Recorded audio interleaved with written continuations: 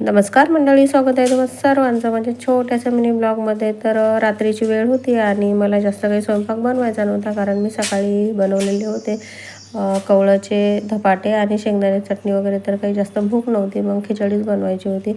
तर खिचडीसाठी मी सर्वात पहिले डाळ आणि तांदूळ धुवून घेतले. त्यानंतर कुकरमध्ये तेल टाकून जिरं मोहरी छान फ्राय करून घेतले. नंतर हिरवी मिरची, कांदा, लसूण, टोमॅटो, आलू वगैरे टाकून सर्व फ्राय केल्यानंतर जे डाळ आणि तांदूळ आहे धुतलेले ते आपले जे बेसिक मसाले वगैरे आहेत ते सर्व टाकून छान फ्राय करून घेतलं आणि पाणी वगैरे टाकून त्याला 3 ते 4 शिट्ट्या काढून घेतल्या. तोपर्यंत म्हटलं चला पापड भाजून घेते. तर पापड वगैरे भाजून घेतले आणि आपला कुकर पण इथे छान तयार झालेला होता.